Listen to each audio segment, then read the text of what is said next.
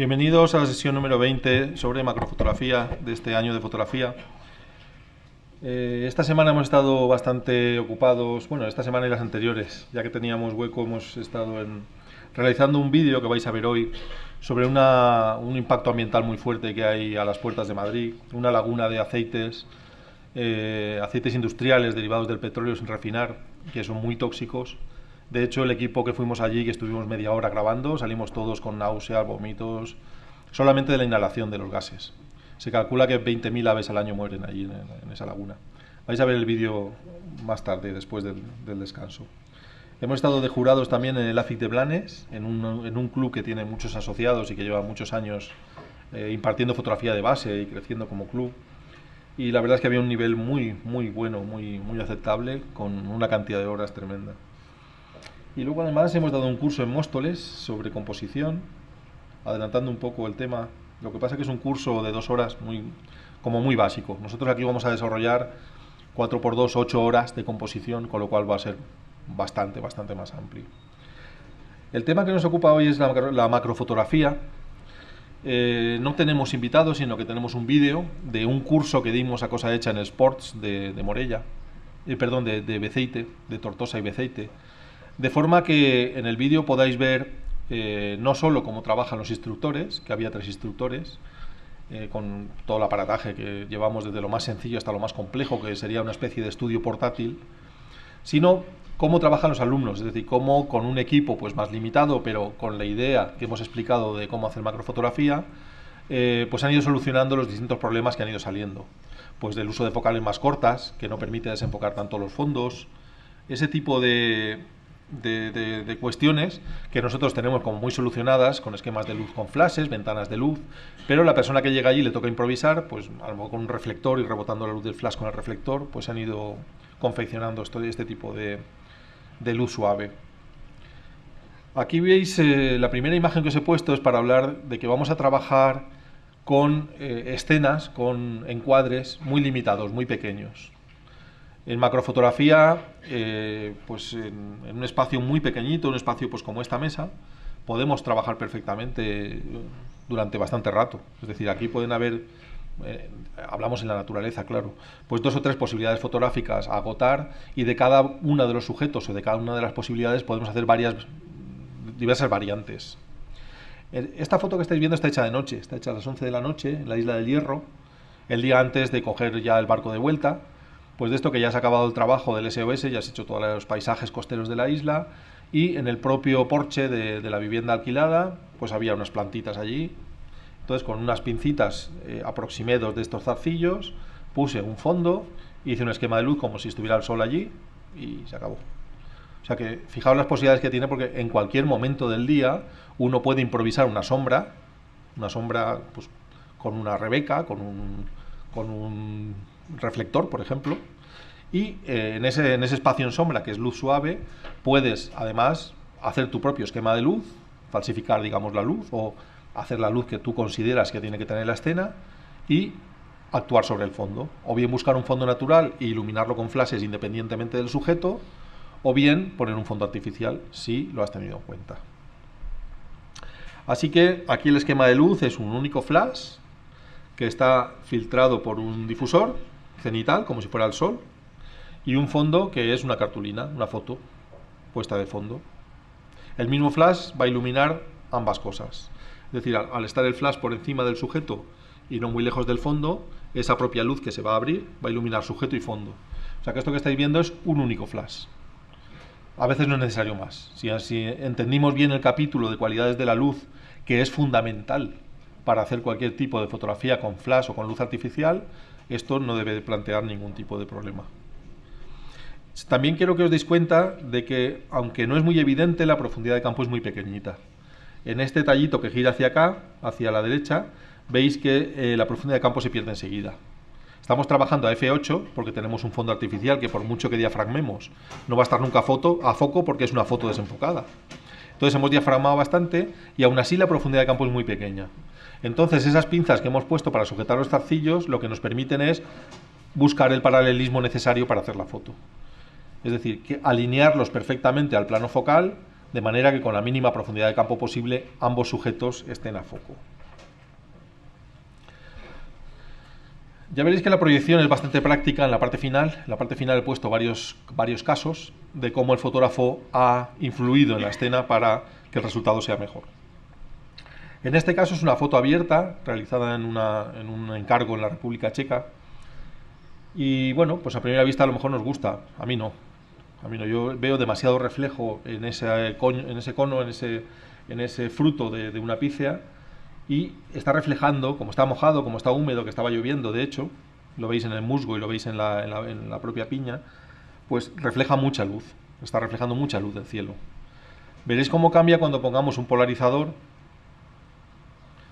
ya no refleja tanta luz, hemos eliminado todo ese reflejo blanquecino y vemos mucho más el color de la piña. Digamos que hemos saturado tanto el color cálido de la piña como el color verde del musgo que crece alrededor. En este caso solamente con un polarizador y acercándome un poquito más y buscando otro encuadre hemos podido solucionar la foto. Bueno, para empezar estaba hablando precisamente de esto, nada más iniciarse la sesión, que es haber asimilado muy bien, sobre todo el capítulo cualidades de la luz. En macro muchas veces vamos a tener que influenciar las cualidades naturales que tenemos de la luz, bien porque el sujeto se mueve. Entonces, vale, aquí hay luz suave, pero si ahora mismo pongo una hormiga andando aquí, la hormiga va a salir movida. Entonces, o consigo detenerla con el uso del flash, o estoy haciendo movimiento. Debo ser consciente que la hormiga detenida no va a estar como no sea que se pare ella. La estabilidad, porque voy a tener que trabajar con una ampliación enorme, es decir, voy a estar trabajando por encima del 1,4, 1,4 sería la palma de la mano, pues voy a acercarme más de la palma de la mano. Entonces los sujetos que son muy pequeñitos a la vista van a parecer grandes en el encuadre. Cualquier pequeña vibración se va a magnificar en el equipo, se va a transmitir ampliada. Entonces el capítulo de estabilidad también lo tengo que tener muy bien entendido, y el capítulo de uso del flash. Sorprendentemente, cuando uno busca en el mercado libros para que hablen de macrofotografía, va a encontrar una gama razonablemente amplia, pero no todos la explican de forma conveniente. Hay muchos libros que tienen una estética bastante obsoleta para los tiempos que corren, en la que leeréis pues que un 100 milímetros es el ideal, y diaframando f16 o f22 mejor porque la profundidad de campo es pequeña. Yo a lo largo de la proyección os voy a ir proponiendo qué es lo que están haciendo los autores modernos, enseñándoos la estética que estamos buscando, y ya cada uno que decida. Pero en general, eso de ir con el flash en la zapata de la cámara disparando a los animales por ahí por el campo, no se suele hacer así. Primero porque el flash nos va a dejar oscuro el fondo y van a parecer que todos los bichos son nocturnos cuando en realidad son diurnos.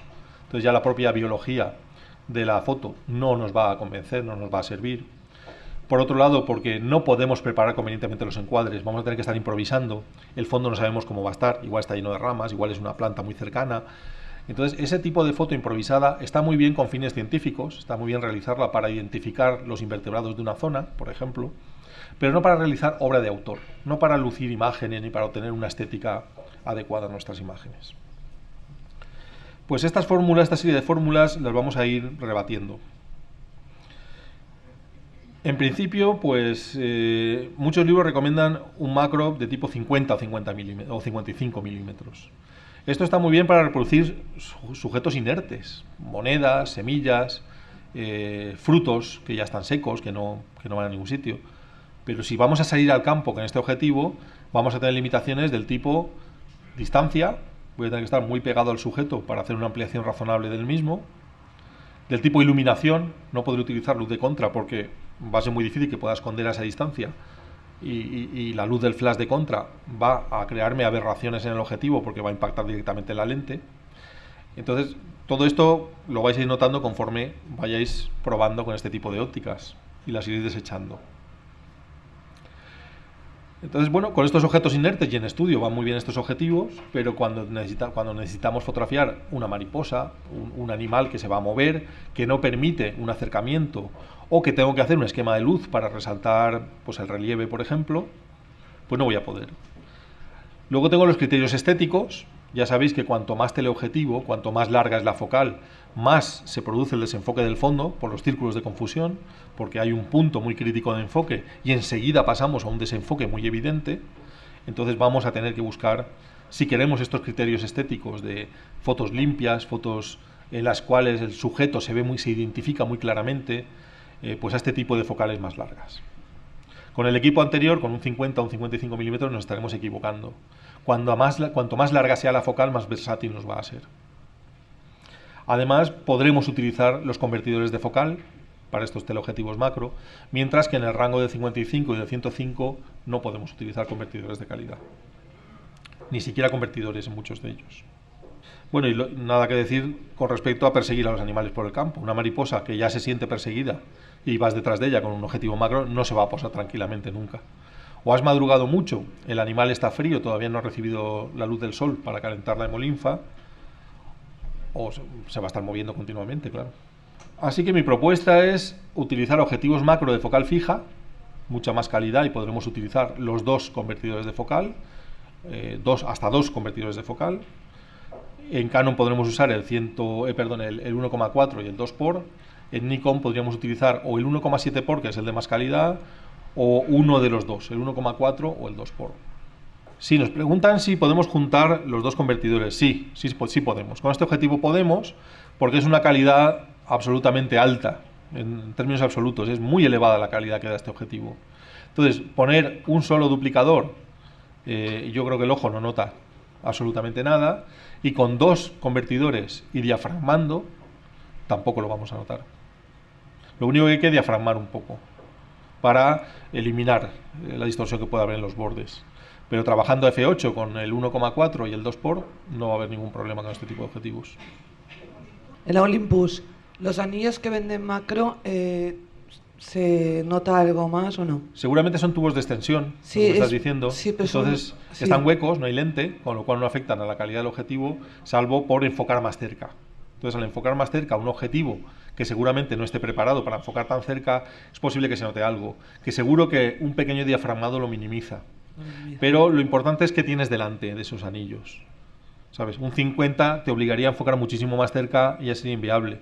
Pero a lo mejor aplicados a un 200 o a un 300 milímetros sería posible. Entre un 200 y un 300, ¿no? Eso es. Cuanto más teleobjetivo, yo creo que mejor.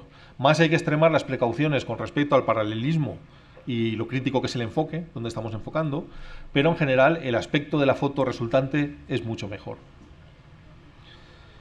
Bueno, entonces lo que vamos a recomendar para empezar sería un equipo básico.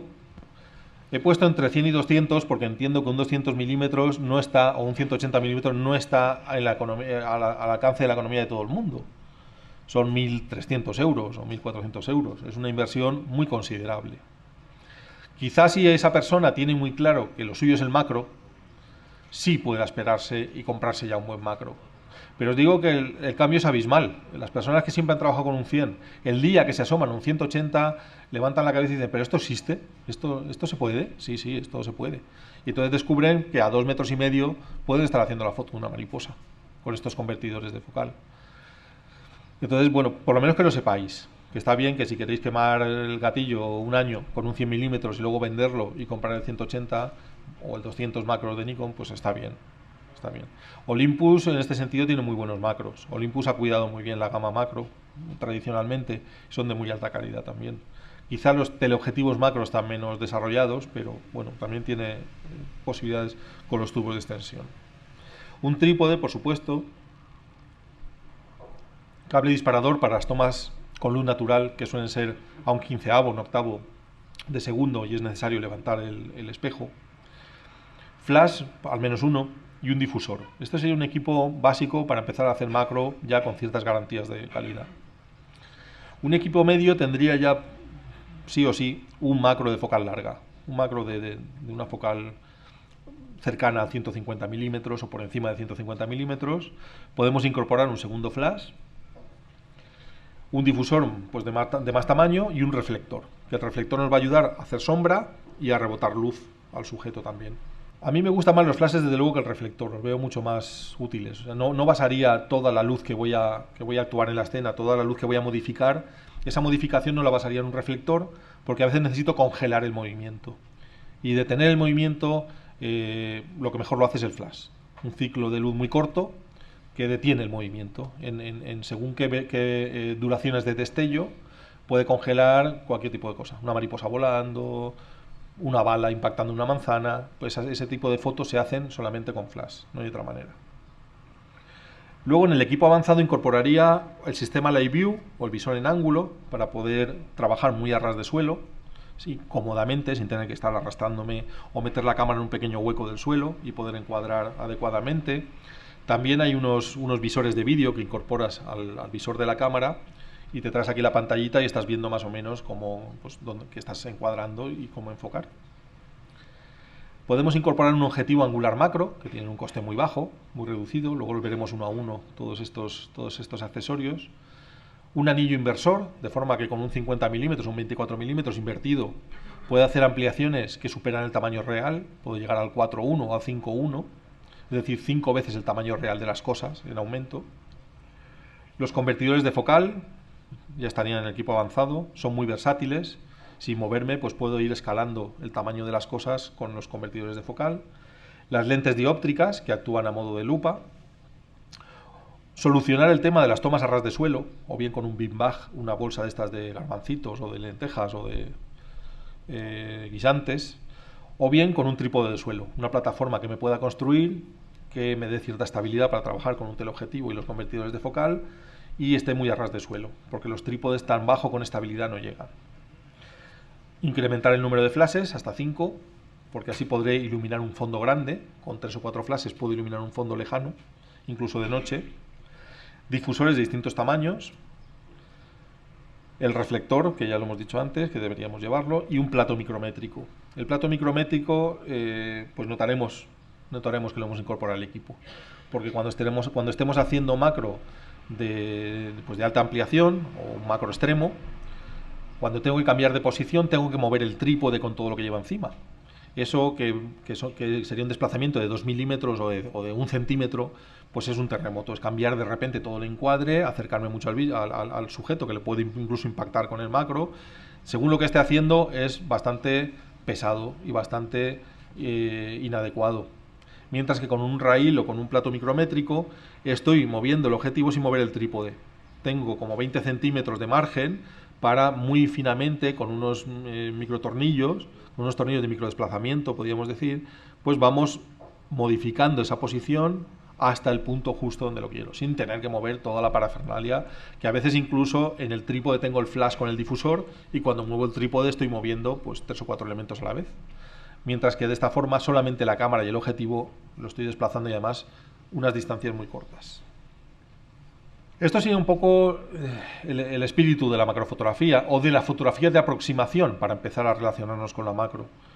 Es encontrar un sujeto en algún sitio, estoy haciendo las fotos que hago siempre, las fotos de ambiente, las fotos de mira lo que hay en este sitio, o mira qué hallazgo a esta hora de la mañana en este lugar, y luego debo tener ese chip de, bueno, pero esto es un sujeto de por sí mismo, es interesante tener cómo es ese sujeto.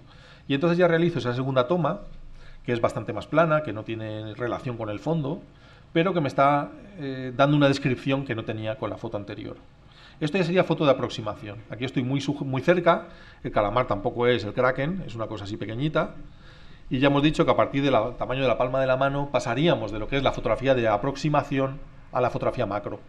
Pues esto estaría ahí en ese límite, entre la de aproximación y la macro. Está hecha a mano, subiendo ISO, ya veis que la intensidad de luz es bastante buena como para disparar a mano. Pero luego hice una segunda toma con un 180 macro, con el trípode y con todas las precauciones del mundo. Así que bueno, tendremos este chip de que cuando más o menos la palma de la mano llena mi encuadre, estoy pasando de la fotografía de aproximación, que sería la anterior, hasta la macro, que llega a tener incluso, el sujeto tiene más tamaño de lo que tiene en la realidad. Es decir, pasamos de que el sujeto es 4 veces más pequeño que el tamaño del sensor si fuera una full frame, o 4 veces más pequeño que la película estándar de 24 x 36 milímetros. 1:1 significaría en tal caso que si el sujeto me ha llenado el encuadre, desde la cola hasta la cabeza está el sujeto llenándome el encuadre, o la flor, significaría que el sujeto en su tamaño real tiene 24 x 36 milímetros. 1:1 es un ratio, es una relación de tamaño real, tamaño en la foto. Entonces 1:1 está equiparado, con lo cual el sujeto mide exactamente lo que mide. En cualquier foto de macro que ponga 1,1, tú coges una regla y mides el ojo del bichito a 24 por 36 milímetros en la pantalla, y lo que te dé esa medida es lo que mide en realidad ese ojo de ese sujeto, o ese pistilo, o ese grosor de tallo de una flor. El ratio 2:1, es decir, cuando el primer número del ratio es mayor que 1, significa que hemos superado el tamaño real, y en este caso el sujeto va a ser el doble que es su tamaño en vivo. O sea que si saco la cabeza de un saltamontes y pone 2:1, significa que lo estoy viendo el doble de grande de lo que sería. Es decir, que si lo hubiera fotografiado a 1:1 vería el saltamontes casi entero, pero al ser 2:1, doble de tamaño, es como recortar la mitad de la foto. Estoy viendo solamente la cabeza del saltamontes en este caso. Un ratio de 3:1 sería que es 3 veces más grande que su tamaño real. O sea que para saber el tamaño del ojo de ese animalito, debería dividir entre 3. Sería 3 veces más pequeño. El ratio es importante, pero solamente para trabajos científicos y de documentación, de forma que se pueden establecer medidas. Si alguien ha fotografiado, pues, ¿qué voy a deciros yo?, todas las especies de una familia, pues el científico, si tiene ese dato que es el ratio, puede sacar las medidas comparativas y decir, bueno, pues hay algunos ejemplares que el tamaño del ojo, pues, saber, por ejemplo, el máximo crecimiento. Si tienes una muestra suficientemente grande de fotos de un mismo sujeto y sabes el ratio, puedes decir, pues estos sujetos miden tantos centímetros de media, se pueden elaborar medias. Bueno, pues por eso es interesante tener estos datos, pero para foto creativa, bueno, si lo documentamos mejor, pero no es necesario. Iba a deciros que es una foto aérea, pero no lo es, no seré malo. Esto es un macro sin escala. Esto es un macro que, como no hay ninguna referencia, tú no sabes qué escala tiene. Fue muy curioso porque hicimos un curso en Río Tinto para 50 personas y vinieron 3 amigos italianos invitados. Uno de ellos, el que vino a la gala Fotocam, el director del concurso asférico, Armando Maniciati. Y entonces, claro, el hombre llega allí y dice, venga, ¿dónde está bien la avioneta? ¿La avioneta? ¿La avioneta para qué? No, pues todas estas aéreas que hemos visto de aquí de Río Tinto. Pero como aéreas, si son todo macros. No me lo puedo creer. Si venimos preparados para hacer vuelos aquí con los objetivos estabilizados. Digo, pues la foto más grande que has visto en el concurso tuyo es un palmo de suelo. No me digas. Y allí estábamos, pues uno de ellos había traído el macro y andaban peleándose a ver quién podía hacer la foto primero, ¿no? Pues esta es la idea del macro, que puedes manipular la escala. Si no hay algo de tamaño conocido, el espectador no sabe ante qué situación, hasta qué tamaño de escena se está enfrentando. En cuanto pongas ahí una moneda de euro que ocupa la mitad de la foto, dirás, madre mía, ¿pero qué está fotografiando este hombre? Si esto es una texturita así de pequeñita.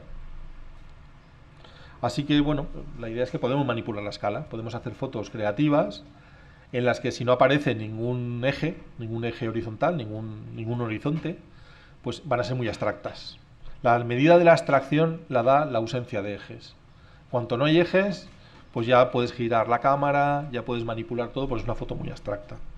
Sin embargo, el eje, ya sabéis, en un paisaje, el eje del horizonte, pues si lo inclinas se va a notar. Aquí no, aquí puedes manipular absolutamente el movimiento de la cámara, porque no se va a notar luego cómo estaba la foto. Tampoco nos olvidemos que dentro de estar en un ámbito macro, podemos hacer imágenes de localización, en la cual con un macro angular me puedo acercar mucho a un sujeto y verlo grande, y superar esa fotografía de aproximación y entrar en el ámbito macro, y además estar viendo mucho paisaje detrás, con un 24 milímetros macro, por ejemplo. Salen imágenes bastante espectaculares, además con mucha información sobre dónde vive ese sujeto y su medio. Descriptivas, donde vamos a ver pues partes del sujeto, cómo es una pata, cómo es un ala, cómo es el ojo, cómo es la cabeza. O creativas, donde el valor no lo va a tener la especie que estemos fotografiando, sino más bien la forma, el mensaje, la estética. En este caso es una foto submarina, parece que es una actinia. Sí, es una actinia. La foto es mía, lo que pasa que no es en diapositiva de hace mucho tiempo. Sí, es una actinia. Y está iluminada con la luz bastante trasera. Con el brazo articulado hemos puesto la luz un poquito trasera, y como el sujeto es translúcido, pues brilla de esta manera tan especial, como si tuviera iluminación propia. Sería una foto más creativa. Aún así, nos está hablando de un sujeto. La pregunta del autor muchas veces es, ¿y si hago fotos muy abstractas y hago fotos muy creativas y muy estéticas, luego las podré vender también? Sí, el sujeto está ahí. El sujeto no puedes evitarlo. Tiene que haber un sujeto en la foto, ¿no? Pero además va a tener un valor añadido. Entonces se vende mucho más la foto creativa que la foto descriptiva. Foto descriptiva hay mucha y de todo. Y algunas muy confusas, porque las has hecho como las has hecho y deprisa y corriendo, donde el animal te ha dejado. En este caso suele haber más valores. Bueno, aquí ya estamos experimentando un poquito dentro del macro. Un ectoplasma. Esto es en Río Tinto también. En Río Tinto hay algunas corrientes de agua que bajan al caudal principal, al Río Tinto, que se llama así. Es un río que va en un ambiente minero, va disolviendo sustancias minerales y pues va tiñendo las rocas de ocre, según la cantidad de azufre que tenga, o de verde, si tiene sulfato de cobre, por ejemplo. En este caso, en la corriente de agua que baja, frotamos el sedimento y al frotar ese sedimento lo diluimos en el agua. Esperamos a que el sedimento llegue hasta la corriente del río y ahí empieza a dibujar unas formas. Entonces podemos hacer un time-lapse, por ejemplo, con distintas fotos desde que no ha llegado aún ese sedimento disuelto en el agua hasta cómo va evolucionando esa forma, tomando una foto cada 2 o 3 segundos y luego montándolas juntas como si fuera una película. Y veremos cómo el agua va haciendo como unos humos, pues ese tipo de tratamiento. O sea que la creatividad sigue existiendo en el macro. No os creáis que por ser algo muy pequeñito y muy científico, aquí la creatividad no cuenta, al revés, aquí vale doble. Aquí son 2 puntos. Bueno, vamos a empezar a trabajar en serio entonces y lo primero de todo es el posicionamiento. Aquí, más que nunca, el fotógrafo se va a dar cuenta que el posicionamiento es crucial. En el paisaje, pues cuando evolucionamos nos daremos cuenta, pero al principio no. Al principio parece que hacer la foto aquí y hacer la foto aquí, la diferencia es poca. Después veremos que no, que si hay un elemento que estás tratando de mantener una proporción con respecto al borde, esa diferencia marca precisamente eso, una diferencia, que es la que hace que la foto tenga un plus estético. En este caso es tan evidente que si vas a fotografiar un lápiz tiene que estar paralelo, porque si lo haces así vas a tener un desenfoque tremendo, un desenfoque muy selectivo, lo cual también te puede venir bien, pero tienes que ser consciente de que se va a producir.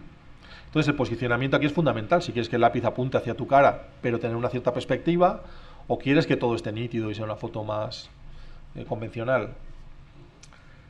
Así que el dónde me pongo, en altura y en horizontal.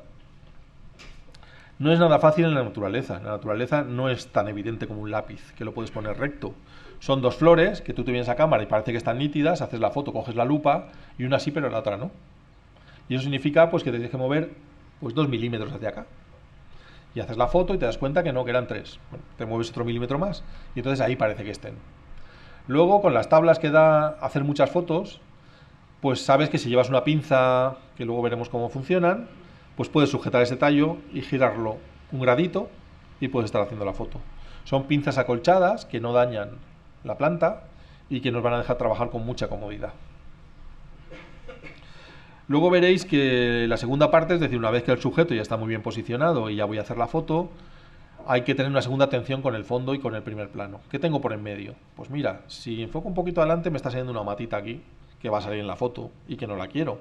Bueno, pues la apartaré. O si está seca, pues la quitaré. ¿Y detrás? ¿Qué pasa detrás? Bueno, pues mira, es imposible, es una orquídea muy pequeñita y detrás hay un prado entero ahí y me sale desde lo más cercano ya con detalle y no hay manera. Pues para eso están los fondos artificiales. Si quieres esa foto, haces la foto con el fondo artificial y luego en los campos IPTC informas de que ese fondo no es natural, no es el que había allí, sino que lo has puesto tú. De otra forma nadie lo sabría. Luego veréis las fotos, los resultados y dirás, ¿y eso es un fondo artificial? Sí, como la primera que habéis visto. Si no os lo digo, ese efecto podría ser perfectamente el desenfoque del fondo lejano. Es por ética, es una cuestión de ética, de que el autor lo informe, porque debe decirse así. Y luego tener cuidado de que todo quede más o menos como estaba. Estos son otras experiencias con velocidades de obturación bajas, dejando que, bueno, en este caso es una piedra que se ha tirado en medio de una charquita pequeña de lluvia en Río Tinto, y esa piedra ha levantado esas atmósferas, ¿no? Ese sedimento que estaba posado en el fondo, se ha levantado y ha empezado a crear líneas y círculos, y estamos haciendo un tipo de fotografía más creativa. Aquí tenéis un ejemplo de una telaraña que se ha hecho con luz natural suave, es decir, un día nublado, en el cual toda la bóveda celeste está actuando de fuente de luz, con un diafragma muy abierto, lo notáis en el fondo. Esto es un f3.5, es el mínimo que abre mi macro. Es un 180 macro, f3.5, Ya me hubiera gustado que fuera f2.8. ¿Veis ya que el mito este del f16 no siempre funciona? No siempre. Esta foto a f16, pues en el fondo habrían plantas, troncos, piedras. Veríamos con mucho más detalle, aunque fuera desenfocado, pero con mucho más detalle, qué es lo que hay detrás. De esta manera no. De esta manera tengo un plano muy nítido y muy fácil de captar la atención del espectador, con un centro de interés muy claro, y todo lo que no está ahí a foco es fondo desenfocado. Este tipo de fotos son muy formativas, las buscan mucho pues en libros de texto, por ejemplo, de niños, porque no hay confusión posible en qué es una telaraña, o qué es un saltamontes, o qué es una planta determinada, porque no hay nada más en la foto que mirar. Entonces se ha realizado un posicionamiento muy selectivo. Fijaos que la telaraña está más o menos en esta posición, con lo cual la cámara, para buscar paralelismo, tiene que venir en la diagonal, en perpendicular, justo. Así maximizamos esa escasísima profundidad de campo que tendremos. De hecho, hay muchas fotos que os daréis cuenta que no entra todo, que hay una parte importante que no entra a foco, no está desplazada. Entonces, si el tallo es más o menos rígido, puedo forzar un poquito la posición de la planta y mientras recupera esa posición hacer alguna foto que me pueda valer. A veces no. José, perdona. ¿Has probado en ese tipo de foto que no te entra en foco a hacer apilamiento de foco? Yo no lo he probado porque ya entraríamos en otro campo, que es el retoque, pero ahora mismo hay fotógrafos como Paul Harcourt Davis, que es un gran especialista en macro, que lo están haciendo. Esto en inglés se llama photo stacking y se trata de ir enfocando distintas distancias y luego montarlas juntas. Pero el problema para mí no es mantener todo a foco, porque puedo, sino mantenerlo todo a foco con una estética determinada. Es decir, si aquí voy enfocando a un saltamontes en perpendicular a mí y le voy enfocando distintas distancias y luego las compilo, también estoy compilando el fondo. Pero ya tendría que elegir uno de ellos. Pero si utilizas un diafragma muy abierto, consigues tener más saltamontes a foco, pero sigues teniendo el fondo desenfocado. Pues, pero no igual en la cabeza que en la cola. La cola, que está más lejos de mí, tendré el fondo más nítido que la cabeza. Y entonces tendré que retocar los fondos y decir, ponme solo el de la primera foto. Y entonces, claro, cuando más cerca enfocas... Sí, es una ventaja del digital, el photostacking. Lo mismo que hacer foco, la nueva Hasselblad hace el foco a base de varias tomas ella sola. Sí, me parece muy bien. No es una opción para mí. Es decir, si yo publico esa foto, enseguida me van a preguntar cómo he hecho, y cuando diga cómo he hecho, me dirán que no es una foto. Entonces ya tengo la obligación moral, primero en el título, como veréis algunas, vendrán capítulos de retoque, y vienen autores de mucho retoque. De hecho, si no me falla la memoria, la próxima sesión es fotografía de moda, y viene Rebeca Saray. Yo lo que hago con esas fotos es que pongo un guión IRT mayúscula. IRT en mis fotos significa retoque. Y tengo 20 fotos de estas para cursos, para que se vea pues que sí, que yo también sé hacer retoque, porque saber es leerse un libro y hacerlo, pero no me lleva a ningún sitio. Para mí, la genialidad sería conseguir lo mismo con procedimientos fotográficos. Entonces, mi esfuerzo y mi cabeza se anula esa vía. Y eso procura que encuentre otras vías con la fotografía. Por ejemplo, no puedo hacer HDRs. ¿Por qué? Pues porque la revista no me lo admite, porque soy un autor que apuesta por la foto purista. ¿Y entonces cómo hago con los cielos? Pues invento aquel de mover el filtro y tal y cual. Nunca hubiera encontrado esa técnica si no hubiera necesitado ese resultado. Entonces, para mí lo otro no existe, es darle el coco para ver cómo fotográficamente se podría solucionar. Sí, es una herramienta perfectamente lícita para el que quiera utilizarla y probarla. Pero yo lo pondría, en el IPTC de la foto pondría fotografía realizada con photostacking, porque mucha gente se puede partir la cabeza pensando, ¿y si había diafragmado tanto, cómo es que el fondo no tiene tanto detalle? Bueno, pues esta foto, como veis que es luz natural, aunque tengo el diafragma abierto a tope f3.5, si no quiero tener ruido y quiero una buena calidad de captación y estoy disparando a ISO 200, por ejemplo, pues voy a tener una velocidad de obturación relativamente baja, pues estará en un 60avo, un 30avo. Ahí hay riesgo de trepidación y más con una ampliación tan grande de un sujeto, con lo cual debo levantar el espejo. Levantaré el espejo, levanto el espejo, espero un segundito y ya abro y cierro el obturador y hago la foto. Por supuesto no tiene que haber viento. Si hubiera viento, la telaraña saldría movida. No tiene que haber viento para esta foto. Luego en el vídeo veréis otras fotos en las cuales estamos buscando movimiento y además del viento estamos moviendo la planta para que se mueva más todavía, pero porque estoy buscando un efecto distinto. En este caso, que quiero estaticidad, pues he madrugado para que no haya viento. Por lo general, en las primeras horas de la mañana no hay viento y además los insectos están muy quietecitos y hay muchas oportunidades por el rocío. Aquí veis que sin el rocío la telaraña sería muchísimo más delgada y no la vería. Son esas gotitas que se han agrupado ahí las que hacen que se vea. Otra extracción más en Río Tinto, estas terracitas que se forman de sedimentos. Luego estas posibilidades que vimos cuando vino Neil Benby, de los fondos blancos, de hacer fotos pues muy abstractas y muy utilizables unas con otras. Se podría hacer un collage de animalitos sobre fondos blancos, manteniendo la escala y viendo las proporciones, y este tipo de trabajos son muy creativos. O podría hacer un bichario, un insectario o un herbario virtual, poniendo aquí pues salamanquesa común, paréntesis, taréntula mauritánica, pam, pam, pam, y poniendo pues eso, como si fuera un manuscrito, ¿no? Como si fuera un pergamino antiguo, y hacer unas láminas bonitas.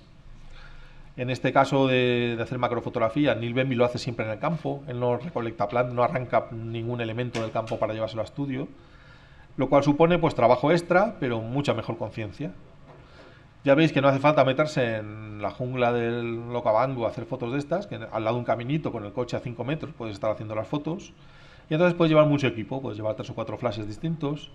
Antes se utilizaba un equipo mucho más compacto, pero con el tiempo y la experiencia pues se ha hecho con este equipo que incluye más elementos, pero soluciona muchas más posibilidades. Ya veis que hay una luz principal, un fondo blanco, un difusor y un flash de contra, que es el que hace que el blanco del metacrilato se sobreexponga, pues 2 diafragmas por ejemplo, y parpadee en la información de sobreexposición, es decir, que va a ser un blanco sin detalle, mientras que el animal o el sujeto que vamos a fotografiar tiene que estar con una luz adecuada, con su luz. Exponemos para el sujeto y el fondo lo sobreexponemos entre 1,5 diafragma y 2 diafragmas. Aquí hay un set más sencillo con ventanas de luz para luz suave. En este caso yo no hubiera utilizado flash porque el día de por sí ya es luz suave lo que tenemos de forma natural. Así que trabajando con días nublados solo necesitamos sobreexponer el fondo, un flash que pueda sobreexponer el fondo, y podemos trabajar con luz natural con más comodidad. Yo recomiendo mucho trabajar en sitios donde el impacto de la persona sea muy bajo. Ya veis que Neil trabaja en el borde de los caminos, en las cunetas, en los arcenes, en los márgenes. Tiene 2 ventajas, si no más. La primera es que ahí es donde se recoge mucha agua. Las cunetas de las carreteras suelen ser unos badenes que todo el agua de lluvia va a parar ahí, y si os fijáis cuando paséis con los coches, el borde de las carreteras a veces hay una floración absolutamente espectacular y ahí mismo se puede trabajar. Claro, no en una autovía, pero en una carreterita comarcal, allí podemos trabajar. Segundo, el tema del impacto. Allí lo que pise, pues si a veces pasan señores con las desbrozadoras y todavía estamos viendo que están fumigando con veneno ahí las plantas, o sea que el impacto va a ser muy reducido. Y tercera ventaja que yo pondría es que normalmente en esos arcenes pues hay curvas, ¿no? Y a la parte alta del arcén, si hay plantas ahí, van a estar muy destacadas de la vegetación circundante. Entonces los fondos nos van a quedar pues a 15 o 20 metros más lejanos y puedo hacer macrofotografía con el fondo muy desenfocado, por ese destacamiento de algunas plantas sobre las demás. Nos queda el fondo más lejos. Estas son bueno, el nombre se llama orugas portasierras. No, espérate. Orugas de avispa portasierras. Orugas de avispa portasierras. No son mariposas, sino que es un díptero, una pequeña mosquita, la que tiene esta fase larvaria. Son muy pequeñas, esto que veis ahí verde, que hace como un eje horizontal, es una acícula de pino. La acícula de pino tendría este tamaño, es muy pequeñita, unos pocos centímetros. Así que esta oruga pues, puede tener 1 centímetro aproximadamente.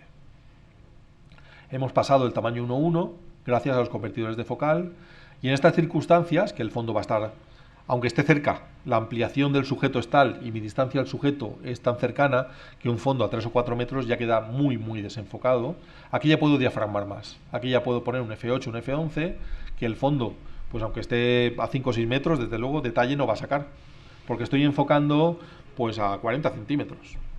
Entonces el fondo relativamente, comparativamente con la distancia de enfoque al sujeto, está lejísimos. No es lo mismo enfocar algo que... ¿Sí? No, este es fondo natural. Fondo natural, en efecto. Este fondo es natural, lo que no es natural es la luz que están recibiendo los sujetos. Aquí hay un flash con difusor que ilumina casi frontalmente las dos orugas, es una foto muy descriptiva, y luego desde abajo hay un flash de recorte que perfila la oruga de abajo y las patitas de la oruga de arriba. Veis que hay como un brillito que recorre el dorso de la oruga de abajo, que es esta luz de recorte. Como el fondo es verdoso y las orugas son verdosas, cuando los tonos o los colores se aproximan mucho, es recomendable utilizar estas luces de recorte. El próximo capítulo es de moda, sí. No, es de retrato, perdón. Ya no estoy seguro. Luego lo veremos en la última diapositiva. Pero si es de retrato, ahí vamos a hablar de qué pasa cuando hay un fondo negro y un pelo negro. Pues si no hay una luz de recorte que defina hasta dónde llega el pelo y dónde está el fondo, pues se van a fundir. Ese es el mismo ejemplo. Si hay verde y verde, o utilizo una luz de recorte que me perfile al sujeto o se va a confundir con el fondo. Otro sitio donde trabajar muy bien son los prados. Los prados son lugares que se dejan con vegetación silvestre porque luego o pasa un tractor o una cosechadora y corta ese heno y esas hierbas para alimentar a los mamíferos, a las vacas, a las ovejas, en un corral, o bien van a llevar a los animales allí para que pasturen. Entonces nuestro impacto allí va a ser ridículo al lado de que luego pase un tractor y lo corte todo, ¿no? Aquí podemos encontrar orquídeas, podemos encontrar pues, un montón de sujetos. Tendremos el inconveniente con respecto a la cuneta que no va a haber digamos baches, porque eso claro, al pasar una máquina lo tienen perfectamente llano, y solamente las plantas que crecen más que las otras van a ser las que podemos fotografiar, salvo que utilicemos fondos artificiales. En este caso el fondo es artificial. Esto es una Serapias lingua, una orquídea que no se destaca precisamente por ser muy grande. En este caso pues tendría un tamaño de unos 20 centímetros de alta. Hay hierbas como la gramínea es mucho más alta que ella, que la cubren, la dejan allí abajo. Y una de las formas que tenemos de hacer ese fondo tan desenfocado es con un fondo artificial. Otro sería pues llevando una hoz y cortando detrás de la planta 20 metros. A mí me parece más lógico utilizar un fondo artificial que hacer todo esto. Especialmente porque habrá sitios donde queramos trabajar flora en peligro de extinción o flora amenazada, donde no debemos tocar nada. En un parque natural, trabajando con orquídeas, el fondo es muy sencillo de poner y quitar. Además da muchísima rentabilidad al trabajo. Una vez que tienes los flashes y te lo tienes todo puesto, ir cambiando una cartulina del fondo son cuestión de segundos y vas teniendo una cantidad de fotos distintas tremendas. Y luego puedes elegir pues aquella que da mucho más resalte del sujeto y mejor estética. Eso sí, también si nos metemos en un prado y empezamos a aplastar hierba, habrá que ver qué dice el dueño del prado, porque luego esa hierba no la pueden cosechar bien, porque está aplastada, no la corta bien la máquina. Entonces, incluso trabajando dentro de un prado, pues hay que pedir permiso y hay que tener cuidado con lo que hacemos. Este es un ejemplo de un sujeto muy, muy pequeño. Esta es una foto de 1:1. Y recuerdo que es 1:1 porque no puse convertidores de focal, el bicho era súper chiquitín y llegué al tope del aro de enfoque del 180. Entonces sé que es 1:1. Y en la situación práctica, es decir, ya trabajando sobre el terreno, la recomendación es que lo primero que tenéis que hacer es asegurar la foto del sujeto con luz natural. Si la luz natural ya veis que puede tener pues ciertas posibilidades, que no es horrorosamente en contra de vuestro criterio estético y tiene posibilidad, pues lo primero es asegurar ese sujeto que esté quietecito, pum, una foto con luz natural. ¿Ya lo tenemos asegurado? Bueno, ya es la mejor foto que podría conseguir con esas condiciones. El animal se deja y coopera. Bueno, vamos a la siguiente. Si se deja, vamos a ver qué es lo que más me molesta. Lo que más me molesta es el fondo, más que la luz. Bueno, pues prueba a poner un fondo artificial, o me quito una chaqueta negra y puedo hacer un fondo negro. Bueno, vamos a dar unas vueltas al fondo. No, es la luz, no el fondo lo que no funciona. Bueno, pues entonces ya es un poco más pesado. Ya tengo que anular esa luz natural, por ejemplo con un reflector, hacer una sombra sobre el sujeto y montar un esquema de luz para el sujeto. Ya es algo que lleva un poquito más de tiempo. O bien utilizar los flashes por encima de la luz ambiente. Es decir, darle una potencia a los flashes por encima de la del sol y anular el efecto de la luz del sol o complementarlo. Esto se suele hacer si la luz es trasera. Es decir, si el sol incide desde atrás sobre el sujeto, bueno, ya tengo puesta la luz de contra. Solo tengo que aclarar delante con luz suave y ya tendría la contrapuesta. Entonces me ahorro un flash. Estoy utilizando el sol como si fuera un flash que he puesto yo. Hay otros trucos, que es también el dejar enfocada la cámara, el dejar puesto el equipo ya preenfocado, un punto donde el animal ha venido ya repetidas veces. Esto pasa mucho con las libélulas y los caballitos del diablo, que suelen tener un posadero bastante fijo. Entonces salen, se pegan una vuelta, cogen una mosca, vienen, se la comen y así.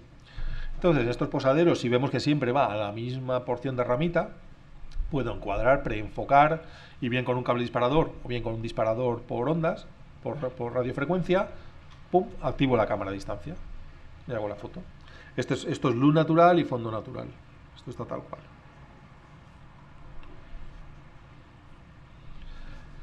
Esta foto me sirve para hablar de lo que estáis leyendo ahí. La buena imagen está por encima del sujeto. Da igual que el sujeto sea. Da igual que sea la planta más común del prado. Esto es un hinojo. Da igual que sea un hinojo. Si tú ves movimiento, ves que se está como desperezando, como si fuera una postura, bueno, ya has conseguido algo más. Ya no es solamente la foto del sujeto, sino que estás intentando transmitir algo más. Un movimiento o algo especial. Más aún si lo refuerzas luego con un título adecuado.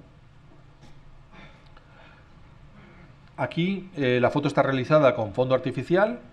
La luz trasera es la del sol. Es precisamente el caso que os acabo de exponer. Esa luz que se filtra trasera y que hace esas sombritas aclaradas en el tallo del hinojo y las partes así sobreexpuestas que viene la luz desde detrás, esto es el sol. Todo lo de delante se hubiera quedado negro en este contraluz. ¿Qué he hecho? Pues poner un difusor más o menos frontal lateral, si la planta está aquí, he puesto aquí el flash con el difusor y he aclarado toda esta parte que sería negra.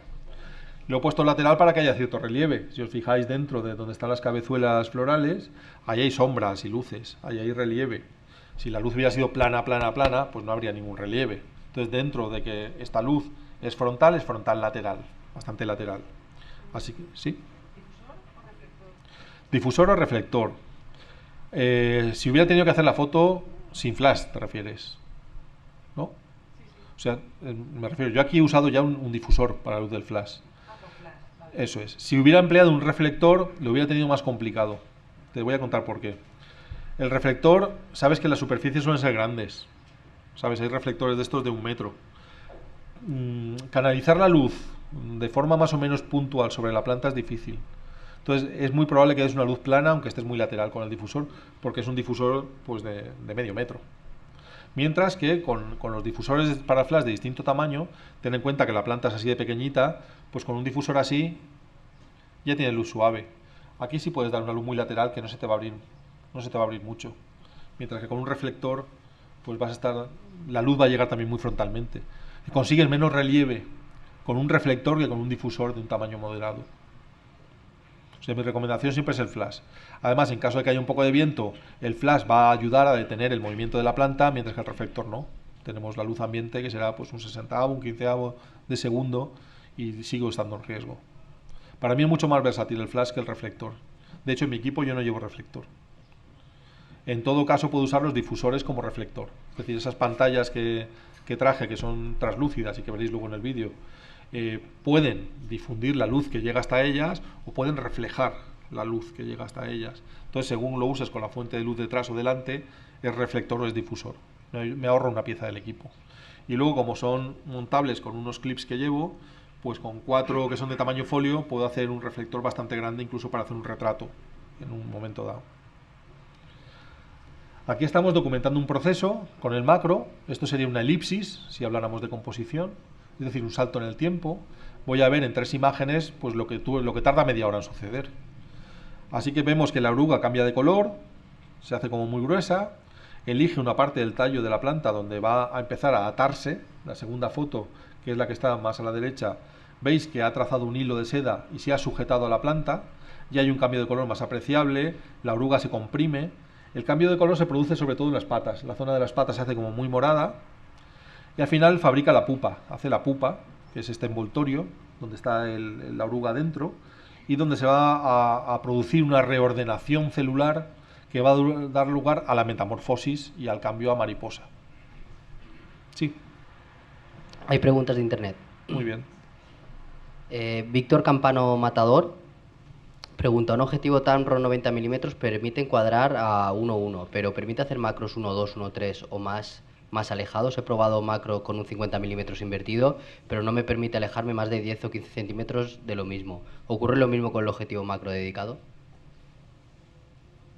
Lo mismo. Con un 90 mm, sea de la marca que sea, pues tienes unas limitaciones. Ninguno pasa del 1:1 Incluso hay unos que necesitan un adaptador que es como un tubo de extensión para llegar al 1:1, o sea que son 1:2. Lo que va a notar Víctor es que va a trabajar muy cerca del sujeto, el fondo no va a parecer muy desenfocado y las limitaciones que tiene las va a tener con todos los 90 milímetros que existen en el mercado.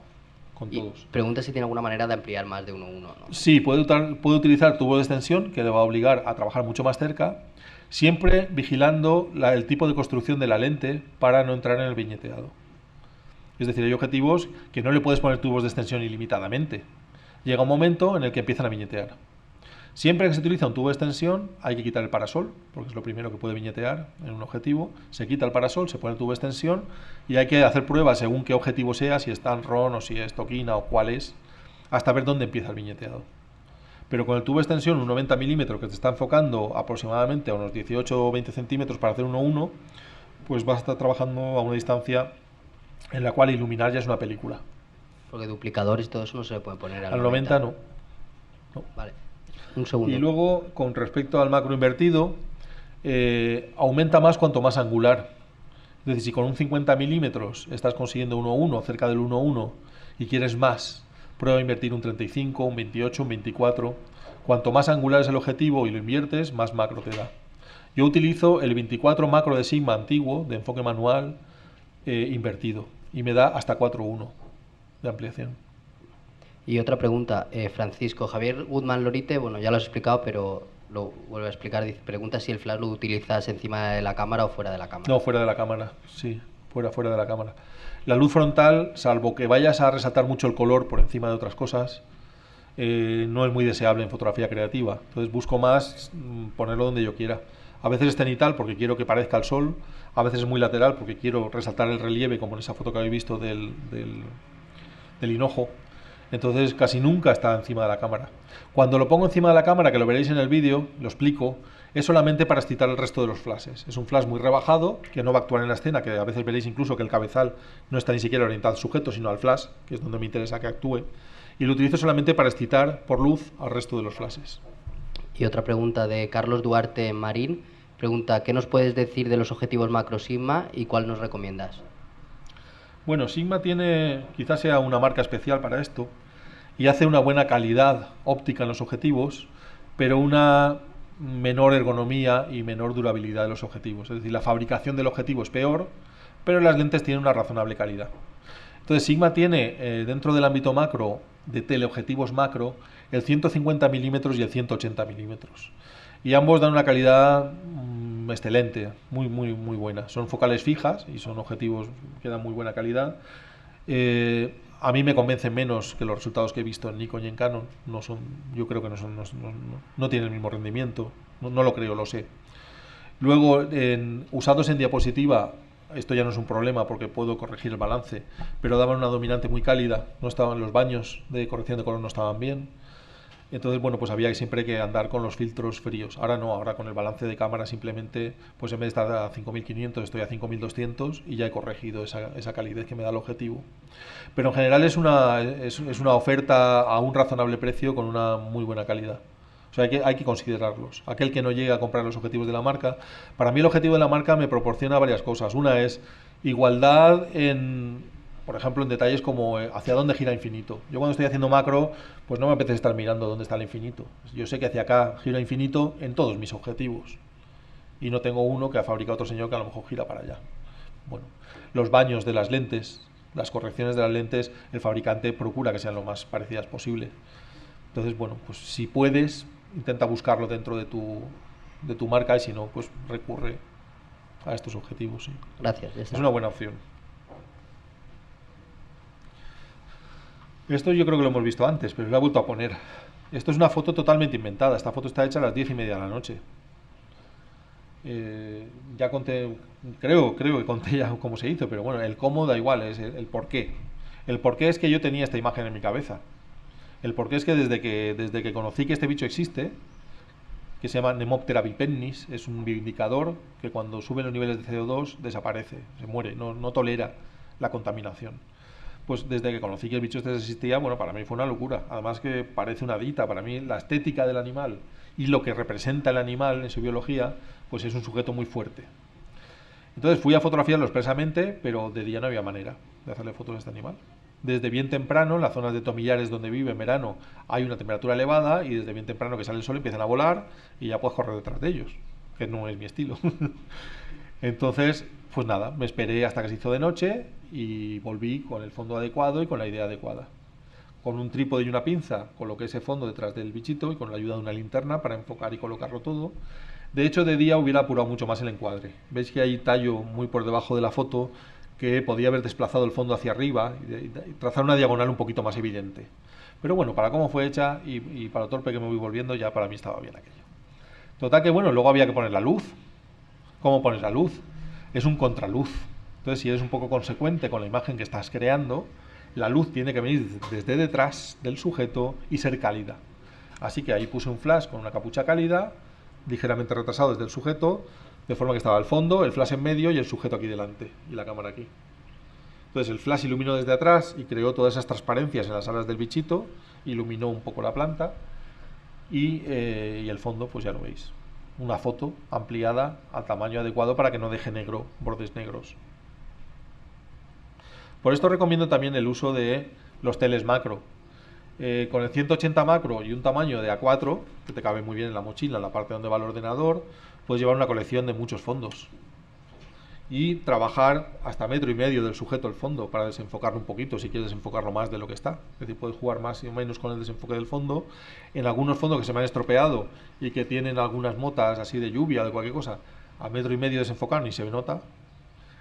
Y luego con un 100 milímetros no podrías hacer esto. Con un 100 milímetros digamos que el ángulo de cobertura es mayor, con lo cual esto tendría que tener pues el doble de tamaño. Ya no me cabe en la mochila tan cómodamente.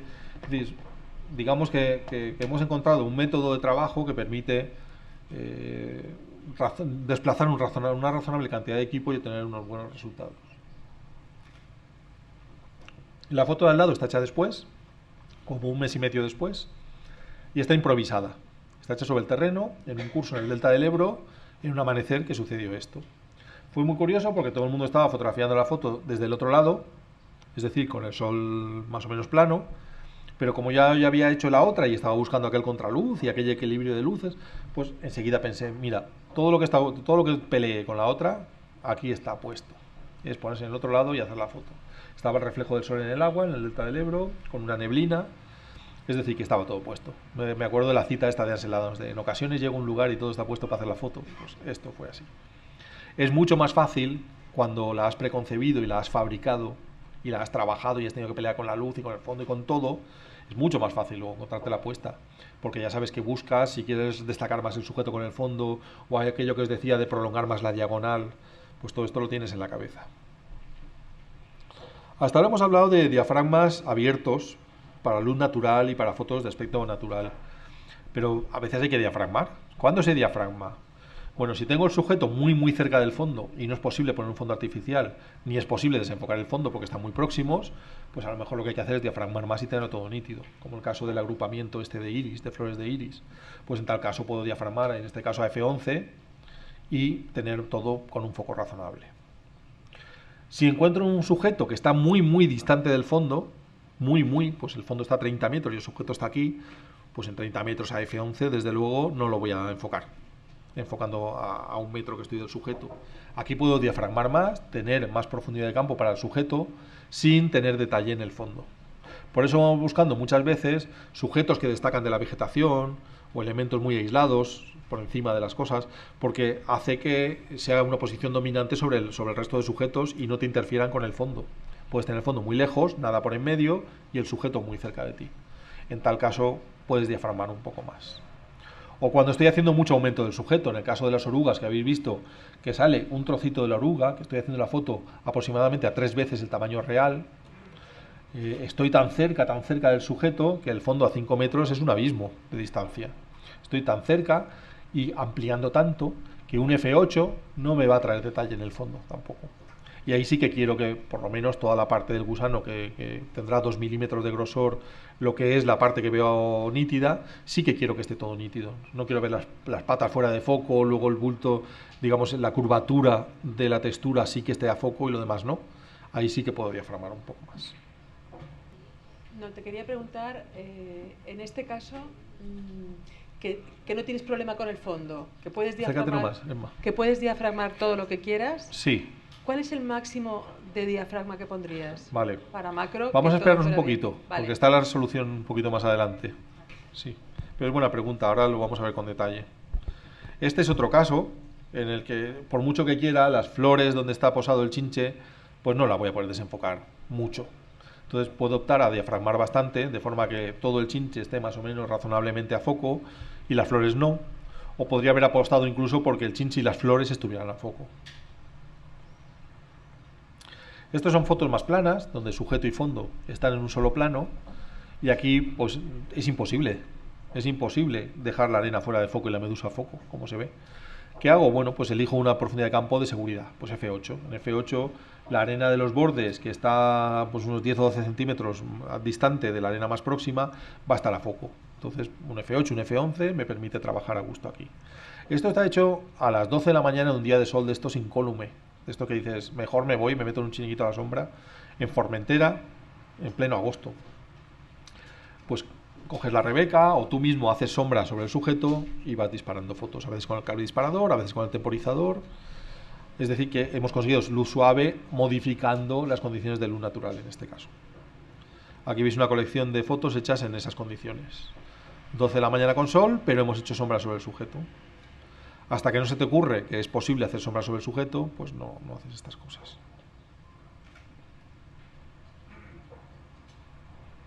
Aquí está la respuesta a la pregunta de Emma. ¿Hasta cuánto puedo diafragmar?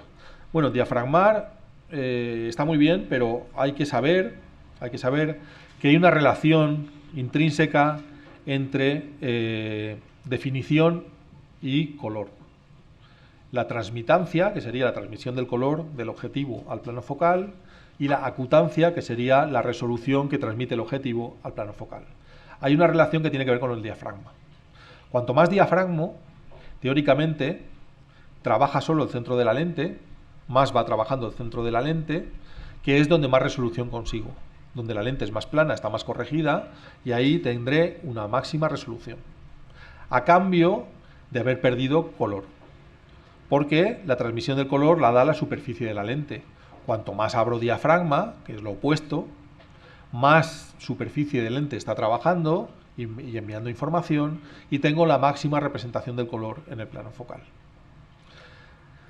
Entonces, ¿qué hago? Bueno, pues siempre se ha dicho que trabajar en los diafragmas intermedios es la solución de más calidad. En un F8 tengo una razonable resolución, porque está trabajando bastante parte central de la lente y no los bordes, y una razonable superficie como para tener buen color.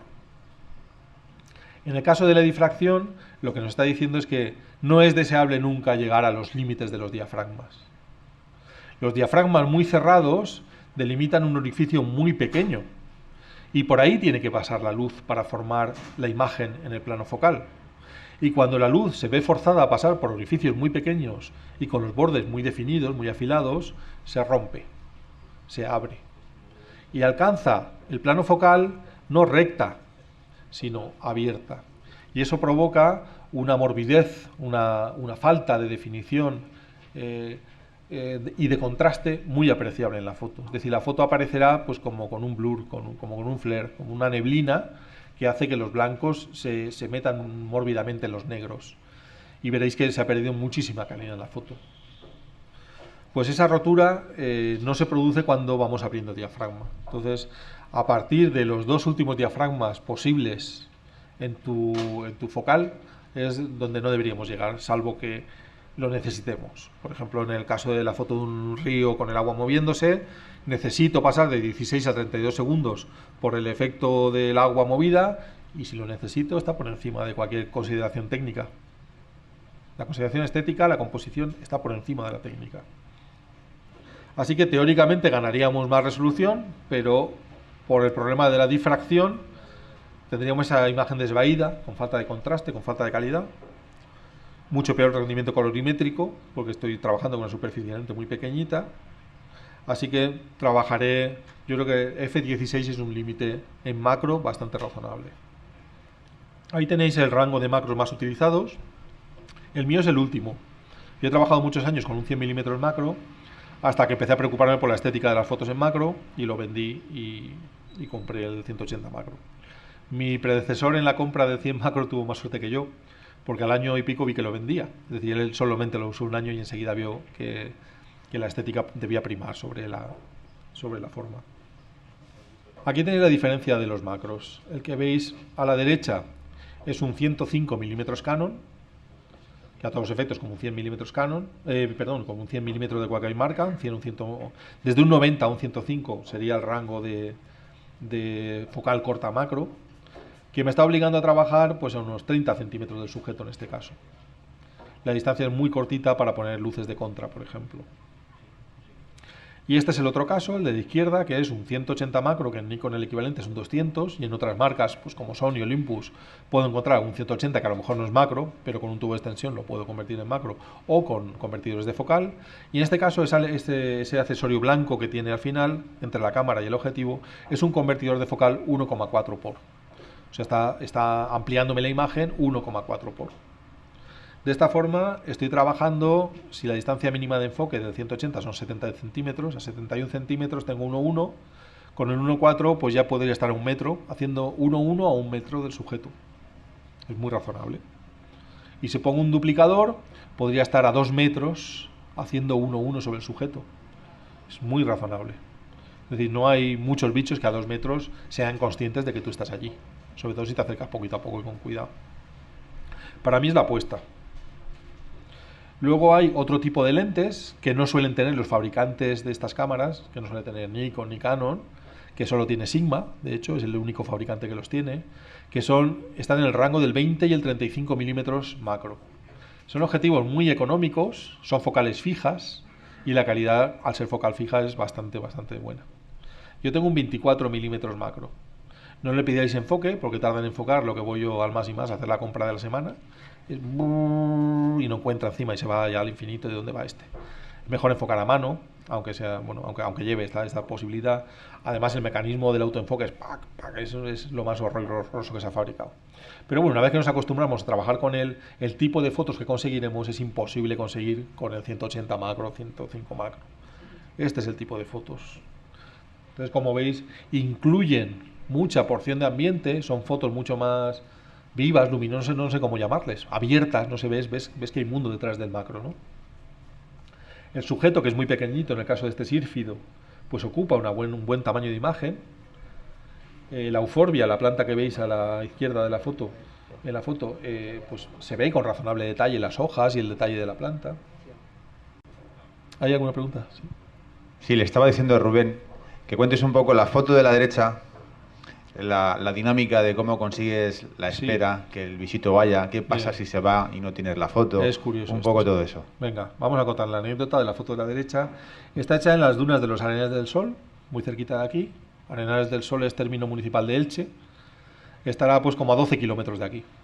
Total, que estaba por las dunas buscando precisamente esta flor de Pancratium maritimum, de azucena de mar, y es muy difícil encontrarlas enteras porque se abren y hay un escarabajo que está especializado en comérselas. Entonces se abren y a los 5 minutos ya tiene un boquete que le ha abierto el escarabajo. Entonces estaba yo un poco vigilando la planta allí y que no se acerque ningún escarabajo. Caso que no se acercaron. Se acaba de abrir hacía poquito, por lo visto.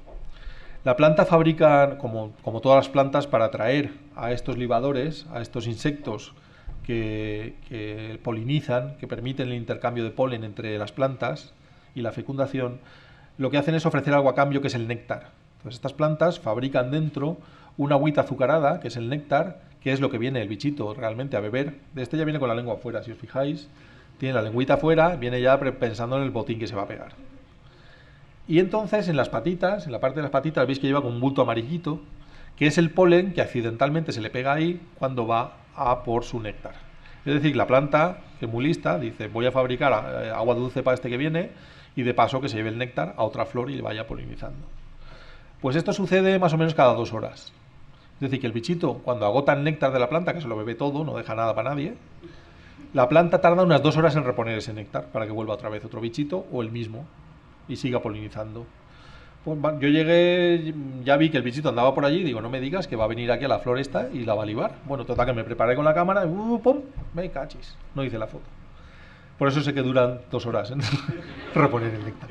Total, que me quedé allí pendiente, ¿sabes? Allí tumbado en la arena, diciendo, no llevaba cable disparado, no llevaba nada. Esto es la Rebeca puesta en el suelo, la FM2, esto es la diapositiva, una FM2 sin motor ni nada, de estas de clac. ¿La tienes? No, pues la has perdido, pues allí apoyado. Siguiente foto, viene el bichito, 2 horitas, ya controlé 2 horitas, ojo, para el siguiente ya pensaba fallar esta, ¿no? Efectivamente, el bichito que hace así, pap, no está el bichito, no, bueno. Siguiente foto. Total, que la siguiente ya era la última, porque ya veis que las sombras son muy largas y ya calculé 2 horas, se ha hecho de noche. Aquí ya no puedo hacer la foto, es la última foto ya del día. Si no, me toca volver al día siguiente y que por la noche los escarabajos no se hayan comido la planta, que es lo más probable, o por lo menos parte de ella. Pues esta fue la última y única foto que salió bien de la sesión. Pues sí, es así de lento todo esto. Benito, Sí. hay una pregunta de internet. Luis Bejarano Ardura Sí. pregunta, dice, en fotos macros he observado el efecto de difracción de la luz por encima de f16, pero en condiciones de luz natural. Con el flash anular no. ¿Te ha pasado a ti eso también? ¿Tienes alguna explicación? Sí, depende mucho del contraste que hay en la escena, de cómo los blancos producen esta rotura y esta morbidez. Es decir, es mucho más evidente en fotos de contraste que en fotos de luz suave. Entonces, con el flash anular, que da una luz muy repartida, se nota menos, pero está ahí. Yo por prudencia no sobrepasaría nunca el F16, salvo que sea, ya os digo, si la cuestión técnica, científica o estética de la foto lo requiere, hay que hacerlo. Mis fotos de paisaje con el mar movida, antes de descubrir los filtros de densidad neutra, muchas están a F16 y 22. ¿Y qué le vamos a hacer? Pues sacrificaba una cosa por otra. Desde luego, cuanto más aumento hay en la foto, cuanto más macro, más se nota esto, porque estás viendo más detalle en el sujeto. En una piedra que está a 5 metros de ti, ver esa difracción es mucho más difícil. Depende mucho de la distancia y del contraste en la escena. Sí. Gracias. Ha mejorado mucho este tipo de accesorios. Yo no voy a hablar, yo no trabajo con estos accesorios. Lo explicaré después. Voy buscando accesorios que valgan para todo, que me permitan solucionar un retrato, un bodegón, el macro, todo tipo de circunstancias. Un pájaro que pasa volando con un teleflash. Pues busco un solo elemento que me permita con pequeños accesorios acceder a todo. A mí digamos que los anillos estos, el flash anular o los flashecitos estos gemelos de muy poca potencia para macro me parecen tan específicos que no los usaría nunca. Además, si no andas muy listo, te obligan y digamos que es así, que te obligan a unos esquemas de luz bastante rígidos. Es decir, el anillo anular está enroscado en el objetivo. La luz siempre va a ser frontal. Siempre. Por definición, no está aquí, está enroscado delante del objetivo. Entonces, trabajar siempre con luz frontal, pues hombre, pues habrá un alto porcentaje de tomas que sí, pero habrá otras que quieren una luz muy lateral. Y hay otras que quieren un perfilito del bichito con la luz de contra solo. Y hay tantas posibilidades que necesito un equipo pues muy versátil, ¿no? Y que me permita, que no me coarte mi forma de hacer las fotos, al revés. Fijaos que aquí ya estamos pasando a un macro más extremo. Ya estamos superando el tamaño real. Este insecto, que puede tener 3 o 4 centímetros, pues estoy sacando una parte muy pequeña de él. Y aquí ya estoy combinando elementos en macro. Si os fijáis bien, no ha habido una caída en la calidad. Es decir, que si miráis la piel, el ojo, eso sí, claro, hay patas que están fuera de foco por la profundidad de campo. Pero lo que es la calidad técnica de la foto está razonablemente bien. Y muchas de ellas están hechas con los 2 duplicadores. O sea que si el macro es de una calidad excelente y es una focal fija, podéis utilizar un montón de accesorios para poder lograr más ampliación. Vamos a ver cuánto y qué cosas. Se puede utilizar tubos de extensión. Hay algunos que son regulables, que son telescópicos, entonces puedo tirar más o menos de tubo de extensión. El tubo de extensión está hueco, no tiene lentes, no voy a perder calidad óptica, teóricamente, pero sí luz. Veréis que cuando ponéis un tubo de extensión y estáis trabajando con un natural, pues la foto sale subexpuesta. Tenéis que volver a hacer la medición porque estamos perdiendo luz con ese accesorio. Es lo que se produce muchas veces también cuando enfocamos muy cerca con un macro. Si estamos enfocando infinito y estamos haciendo un paisaje y luego me voy a meter aquí a hacer una foto, pues muchos macros lo que tienen, para entendernos, es como un tubo de extensión interno. Las lentes se desplazan hacia adelante cuando enfoco muy cerca y me están creando un tubo de extensión. Y por eso se produce también una pérdida de iluminación ahí. Con el flash, si trabajáis en modo manual, que es como hay que hacerlo, también lo notaréis. Que de enfocar muy lejos a enfocar muy cerca, hay que darle más potencia al flash o abrir diafragma. Es decir, se produce una pérdida efectiva de luz en el plano focal que hay que compensar. Bien, conviene llevar un juego de tubos de extensión de distintas medidas para acercarnos más o menos al sujeto. Y lo que hace el tubo de extensión entre el objetivo y la cámara es que altera las distancias de enfoque del objetivo. Ya no podré enfocar a infinito, sino que estaré enfocando, que voy a deciros yo, pues desde 15 metros hasta 1 metro a lo mejor más cerca de la distancia del enfoque del objetivo. Con mi 400 f2.8, cuando quiero hacer pajaritos muy pequeñitos o la cabeza de un pajarote, pero que me llene el encuadre, pues utilizo tubos de extensión y en vez de enfocarme a 4 metros, pasa a enfocarme pues a 3 metros. Pero pierdo el enfoque a infinito. Entonces lo que estoy haciendo es correr toda la gama de distancias de enfoque a más cerca. Ya no enfoque infinito, pero enfoco más cerca de la mínima. Tengo los fuelles que necesitan de adaptación, fuelles que puedes ponerle a objetivos 50 milímetros, 35 milímetros, 100 milímetros. Y si utilizáis los fuelles antiguos, los fuelles que ya tengáis para cámaras convencionales, pues muchos os van a obligar sí o sí a trabajar con el flash en modo manual y a estar viendo un poco qué está saliendo, cómo es el histograma. El trabajo con fuelles, el propio fuelle lleva un rail de enfoque, ya enfocas de fuelle, pero no hay posibilidad de plato micrométrico, aunque hay algunos que permiten un pequeño desplazamiento lateral. Yo creo que aquí, en cuanto pasamos a este macro extremo, o bien con convertidores, o bien con fuelles o tubo de extensión, y pasamos del 1:1, lo que hay al lado, la lista de la derecha, que no son ópticas, son accesorios, pues está muy relacionado. Yo ya me compraría un plato micrométrico para hacer este tipo de fotos, de forma que no haya que mover el trípode con un fuelle, que es muy aparatoso, y sí el plato. El plato es como una zapata grande que permite un desplazamiento 3D. Las lentes dióptricas son lupas y van numeradas pues según su poder de ampliación, 3T, 4T, 5T. Yo las compraría de la marca, yo suelo comprarlas de la marca. Sé que hay otras de otra marca que son excelentes, pero la diferencia de precio no es para mí problema y es muy pequeño, me refiero, y las compro de la marca. Su función es ampliar como una lupa, de que tú miras a través de ella y te está aumentando con dioptrías un encuadre. Pero lo podéis usar. Yo utilizo solo uno cada vez.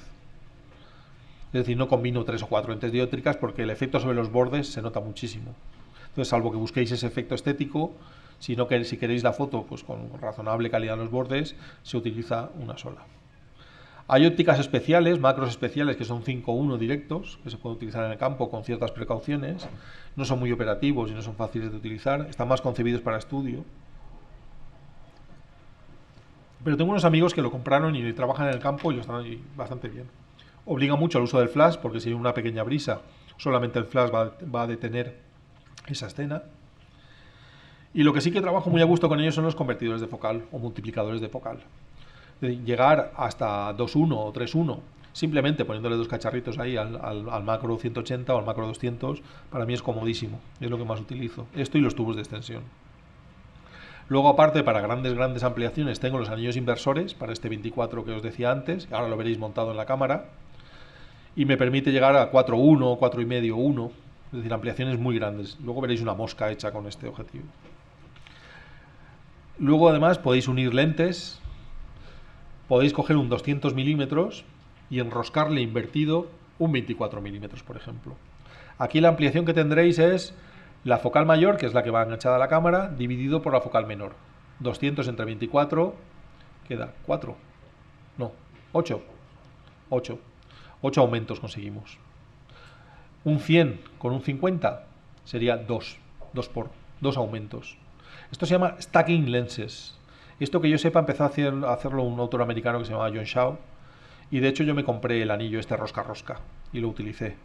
El diafragma lo pones en la primera, en la que está cerca de cámara, y la segunda tiene que estar abierta al máximo para que no te produzca viñeteado, y enfocas de la primera también. Entonces tienes un rango muy limitado, que solamente con el plato micrométrico o el rail de enfoque es el que te va a enfocar más de rail o de plato que de objetivos.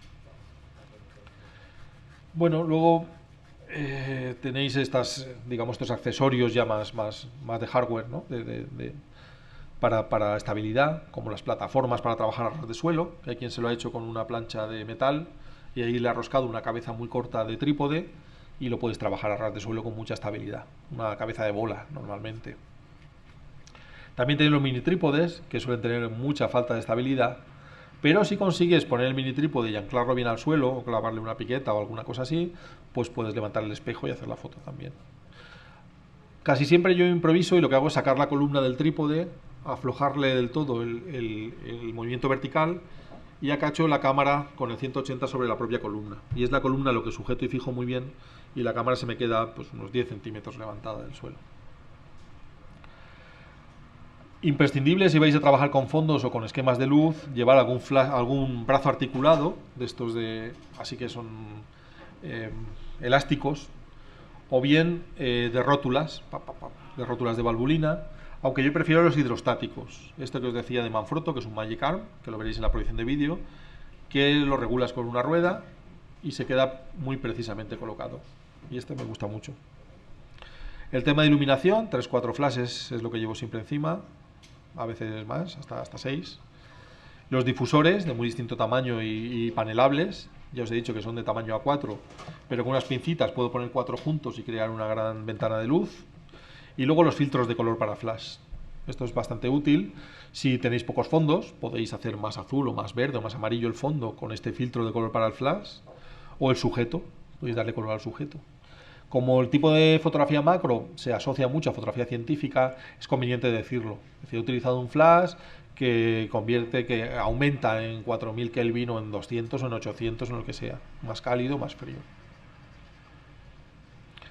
Este es el 24 de Sigma, el 24 macro de Sigma invertido, puesto con un anillito que es bayoneta Canon a rosca, y entonces me permite invertirlo.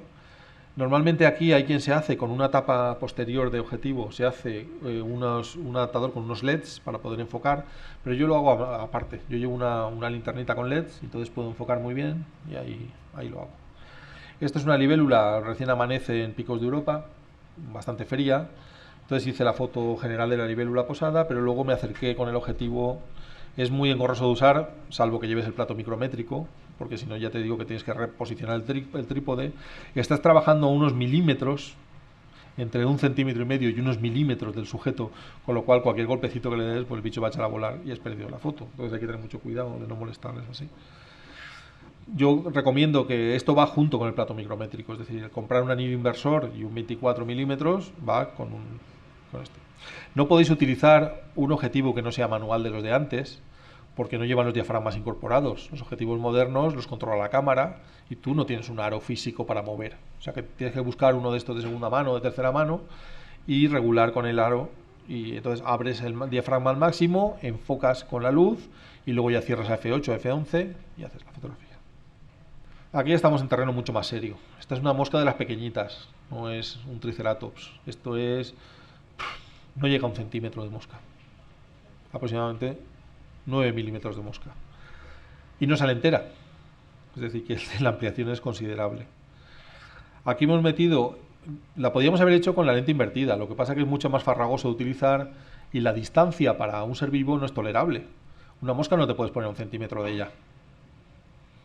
Viva. Entonces, pues para hacer este tipo de fotos prefiero recurrir al 180 con convertidores, lente dióptrica, tubo de extensión si hace falta, y todavía podría utilizar el convertidor 2x, es decir, que podría conseguir un aumento bestial, media mosca, antes que recurrir al objetivo invertido. ¿Para qué uso el objetivo invertido? Para pulgones, por ejemplo, hay pulgones en el tallo de una planta y los pulgones, salvo un momentito que se mueven, están quietecitos todo el rato. O para la textura de una hoja, que está quieta, que es de estudio, o para unas semillas, unos frutos que están ahí recolectados y que están inertes. Para este tipo de fotos sí que lo utilizo. Y luego utilizo también bastante el teleobjetivo macro. Si tenemos entre un 300 y un 600 milímetros para fauna y enfoca en una distancia relativamente corta, el 300-2.8, si no me equivoco, está a 2,5 metros, pues ya te da una ampliación bastante notable a la mínima distancia de enfoque. Si ahí metemos un 1,4 por o un 2 por y metemos un tubo de extensión, me estoy metiendo en el ámbito macro. Esta foto está hecha en la Font Roja, aquí en Alcoy, y esta rama de tejo está como unos 3 metros del suelo. Es decir, yo no llegaba físicamente a hacer la foto allí, pero con el teleobjetivo y el convertidor sí podía. Cuando quiero hacer ampliaciones muy grandes de una parte de los animales, una cabeza, un detalle de plumas o algo así, me veo obligado a trabajar muy cerca de ellos, en bebederos o comederos, y con estos tubos de extensión y convertidores cerca para poder hacerlo. Así es como nace un pino. Esto lo he visto pocas veces, pero bueno, cuando lo vi pues me puse a hacerlo. Con un mini trípode y a 180 a ras de suelo, con una 5D.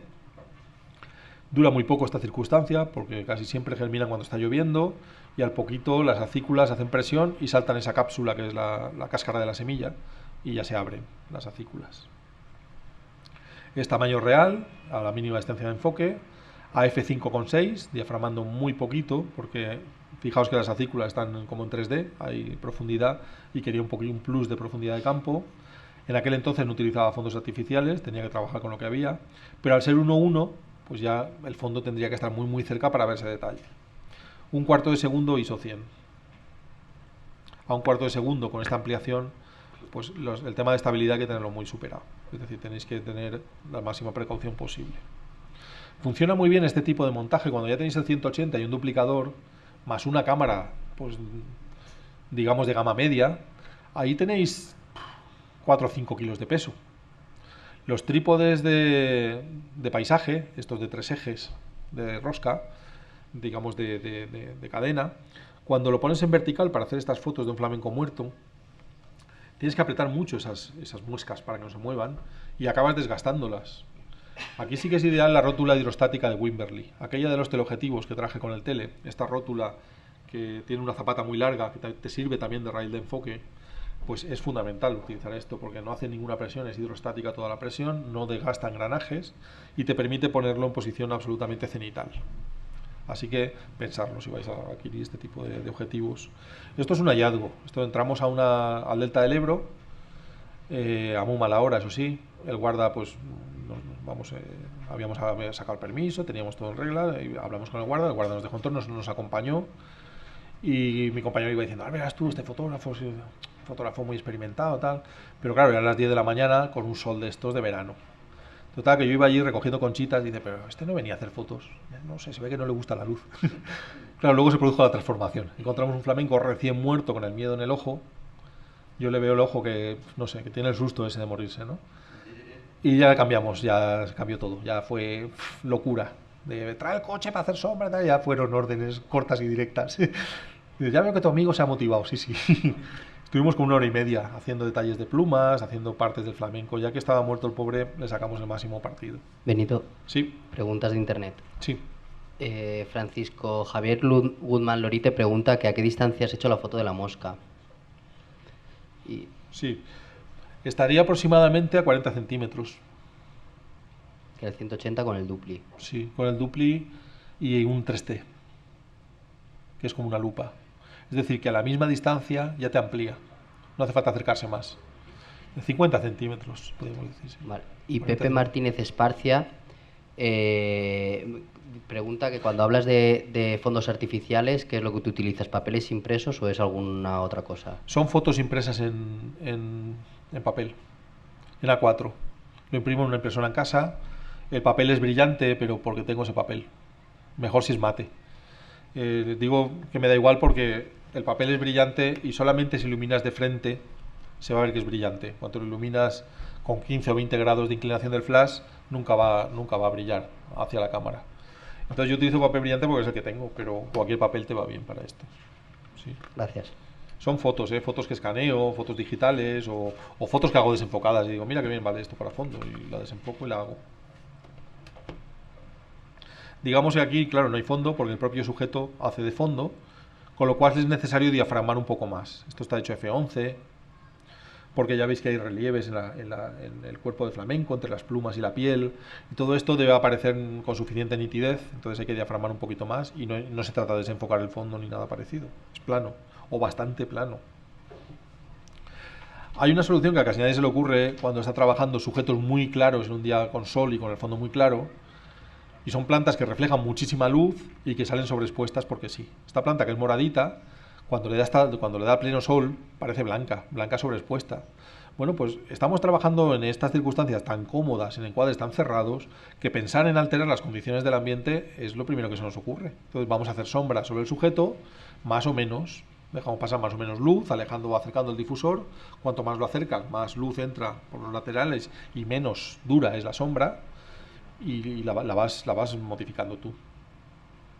Y luego además, pues además de esa sombra, le puedes poner un reflector al sol que refleje luz sobre la planta para regular esa diferencia de contraste. O sea que básicamente de lo que estamos hablando es de una diferencia de contrastes que estamos manejando a nuestro beneficio. Este es muy frecuente en los fotógrafos que empiezan con el macro, y es que vuelves a casa y la foto de tu amigo está de maravilla y está nítida y tal, y la tuya no. ¿Qué he hecho yo mal? Normalmente es que estás disparando de disparador. ¡Pam! Pues a un 15avo de segundo, incluso a un 250avo de segundo, en una ampliación de 2.1, no detiene la imagen. Sale trepidada. El golpe del espejo trepida la foto. Así que puede ser que el trípode sea inestable, no tenga suficiente peso y el espejo te trepide la foto, o estés transmitiendo vibraciones al trípode cuando tocas el disparador, el golpe del espejo en la cámara, ese golpe del espejo cuando sube, ¡pam!, eso trepida la foto, un octavo de segundo seguro. Así que cojo un cable o un disparador inalámbrico, levanto el espejo, espero un momentito y entonces ya abro el obturador. O a veces es el propio sustrato, que pues he puesto mal el trípode sobre, ¿qué voy a deciros yo?, acículas de pino, y cuando yo me apoyo en las acículas se mueven y se mueve el trípode y estoy haciendo una foto movida. O la arena de la playa, si no clavo bien el trípode en la arena de la playa, pues viene una olita y veo cómo el trípode se mueve. Esto se está moviendo, no está bien clavado. Ahí es cuando se rompen los trípodes y vemos que no es el que yo necesitaba. Trepidación por el sujeto. A lo mejor es que el sujeto se estaba moviendo. Tú estás todo muy estable levantando el espejo y resulta que las hormiguitas, esas que veis ahí, no están quietecitas. Esas están ordeñando a estos pulgones que producen una sustancia líquida como residuo, y lo que están haciendo es coger esa sustancia y llevársela. Pues se están moviendo sin parar. Solamente el flash es el que los ha congelado. Es el uso del flash sobre el fondo, que es natural, pero tiene un flash en el fondo que lo deja un poco oscuro para que se vea mucho mejor la escena delante, y luego un flash lateral y otro flash de contra, que es el que perfila las hormiguitas, perfila el tronco. Es el tronco de una higuera parasitado por estas placas de pulgón. O bien también es el viento el que está moviendo la escena.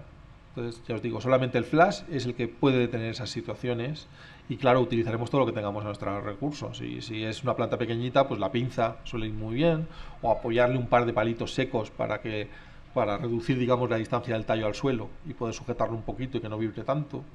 Cualquier cosita nos va a valer. Y estos son orquídeas con luz artificial, porque la luz del día no era la adecuada. Era un día de sol, pues se ha hecho sombra sobre el sujeto, y mediante la luz de flash con difusores se ha ido creando pues esta atmósfera. Yo sobre todo resaltaría de la parte de la derecha, que es una foto que me gusta bastante, que tiene cierta expresividad. Le pasa un poco como a la foto aquella del hinojo. Esa flor totalmente abierta que parece que quiere rozar a la de arriba, que se está abriendo, pues ahí hay un poquito de expresividad. Y esto en plantas es muy difícil de encontrar. Encontrar una planta que parece que te quiera decir algo, que parece que se quieren acariciar o que has pillado un momento especial, en plantas es muy difícil. Se suele decir que las plantas son aburridas, y no es así. El aburrido es el fotógrafo que no encuentra la circunstancia que está buscando, ¿no? Pero hay que esforzarse en buscar esas cosas. Fijaos, vamos a un ejemplo más práctico. Es decir, los contenidos ya los tenemos más o menos, el cómo alterar la luz. Lo que falta lo vais a ver muy bien en el vídeo. En el vídeo vamos a partir de hacer una foto con un natural y chimpún a meter 5 o 6 flashes al fondo. Bueno, vais a ver un poco el desarrollo, porque en el vídeo se ve mucho mejor que con fotos fijas, ¿no? En este caso vamos a ver un intento de foto, ¿no? Esta foto yo ya la tengo en mi selección, ya me gusta. Es una luz trasera con un fondo natural. Ya le vi potencial. Yo pasaba por la carretera y vi las formas estas con los ángulos, esos ángulos marcados, me gustó.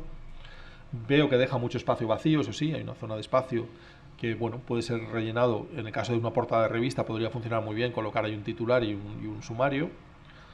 El caso es que me gusta. Paro, primero aseguro el encuadre más abierto y con luz natural, como hemos dicho.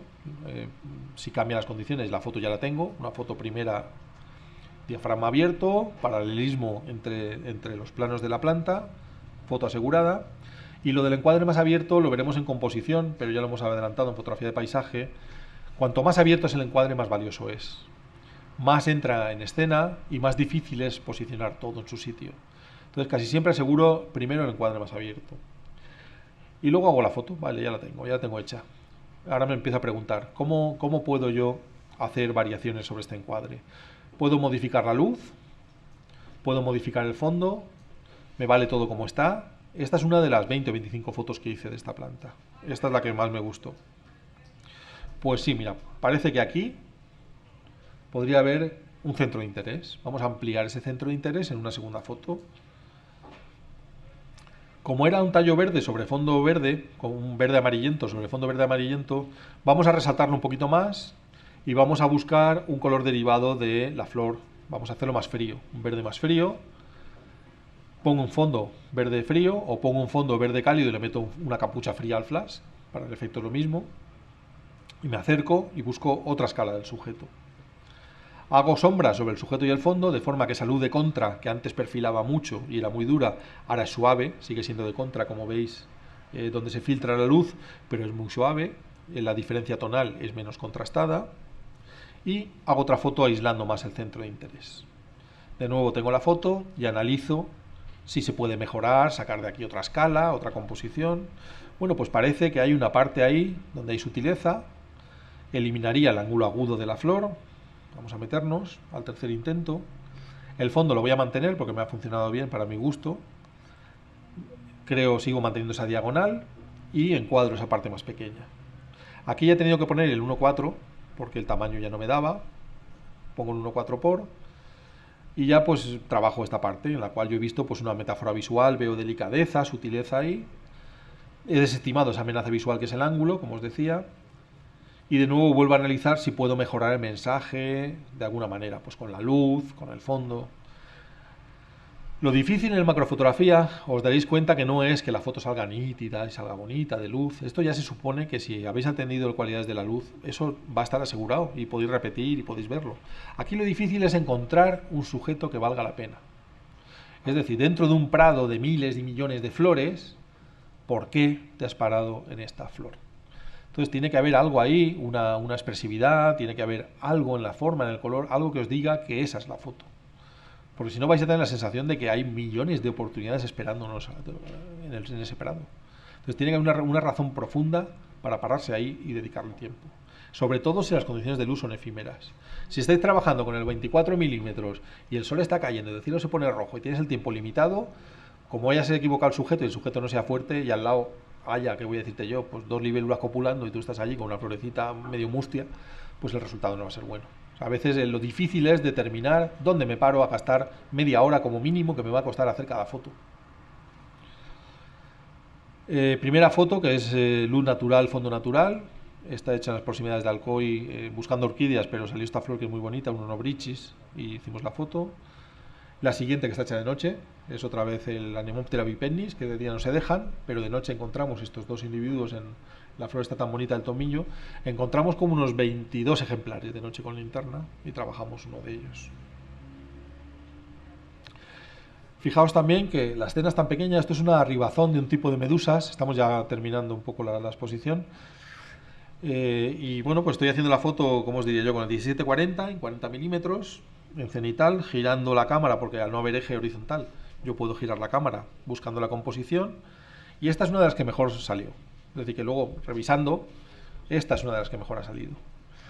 ¿Me gusta? Pues no. Yo veo ahí dos huecazos, que los intentaría hacer mejor, ¿no?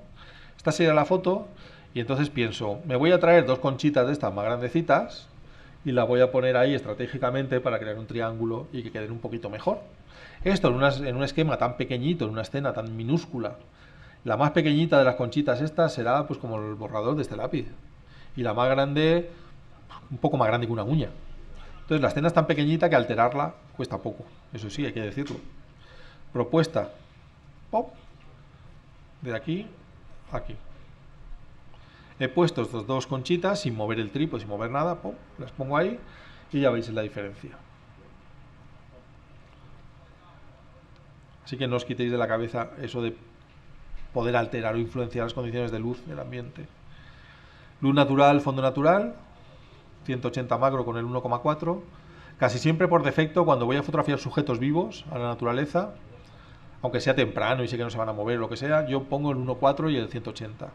Eso me da un plus de desenfoque en el fondo, me mantiene muy bien la calidad y me deja más distancia libre al sujeto. Es decir, sé que el sujeto va a percibir menos que estoy allí.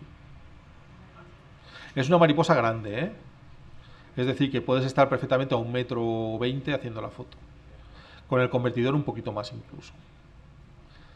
¿Veis? Estas son fotos más generales. Ya estamos viendo un trozo de planta más grande, donde conseguir este fondo ya es más difícil. Hay pocos sitios donde esta planta crezca en un sitio muy alto o en el borde de un cantil, y entonces tengo que recurrir a estos fondos artificiales que hacen que consiga la foto. Y esto ya sería macro de alta velocidad. Como tendremos una proyección de alta velocidad, ya veréis cómo se hace la alta velocidad, pero se trata de utilizar esa corta duración del destello de flash para congelar al sujeto en movimiento. Ahí puedo congelar acciones que pasan muy deprisa, que el ojo ni siquiera es capaz de ver. El aleteo de una mariposa, de un colibrí, cualquier cosa que pase muy rápido, un murciélago, lo que sea, lo detiene la duración del destello del flash. Esta foto está hecha de noche, o sea que sin los flashes la foto sería negra. Solamente ha impresionado el sensor, ha captado la escena, el tiempo que el flash ha estado emitiendo luz. Y en este caso es un 18.000avo de segundo. Pues aparece todo congelado, absolutamente congelado. Lo que parece que está en movimiento es que está fuera de foco, pero no que está desenfocado, que no está movido. Muy bien, pues vamos a ir al descanso. Después vamos a ver una proyección denuncia de una laguna tóxica y el impacto que está produciendo sobre las aves, que es lo que hemos hecho esta semana pasada. Después vemos la proyección de media horita de un curso de macrofotografía técnico, puramente técnico, para ver cómo se montan todos los accesorios, y ya pasamos a la fotografía clásica. Son dos ratitos de trabajo. El primero es sobre una planta que es la pitera, que la conoceréis muchos de vosotros.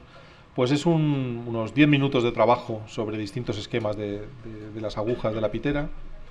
Y el segundo es un portfolio macro de alta velocidad con mariposas. Una técnica muy novedosa.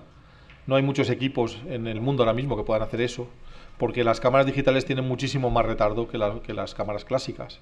Entonces, anularle el retardo a una cámara digital ahora mismo no se ha hecho, no se puede. Y lo que hemos hecho es comprar un obturador externo, colocarlo entre la cámara y el objetivo, y con una controladora alimentada por un montón de baterías, controlar lo que es la barrera, los flashes, el obturador y la cámara. Entonces ese controlador es el que hace que en vez de 55 milisegundos de retardo, que es una barbaridad para hacer macro de alta velocidad, tengamos 3 o 4 milisegundos de retardo, que ya es mucho más razonable. Entonces vamos a ver un poco este portfolio, ¿qué os parece?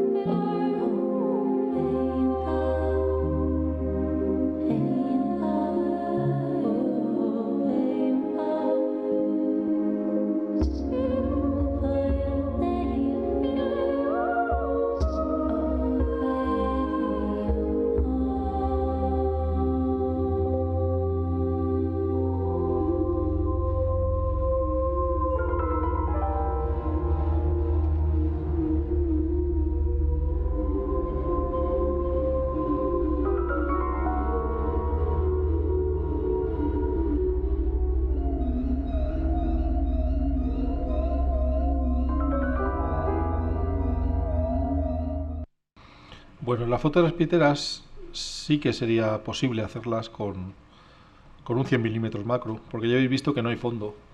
Entonces se trata solamente de acercarse más y la propia planta te hace la textura y el fondo. Aquí, que no hay que desenfocar el fondo, pues con un 100 milímetros lo podemos hacer igual.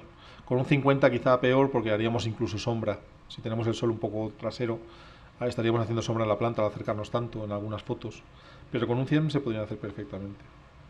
Vale, vamos a ver el vídeo que hicimos de la laguna tóxica de Arganda.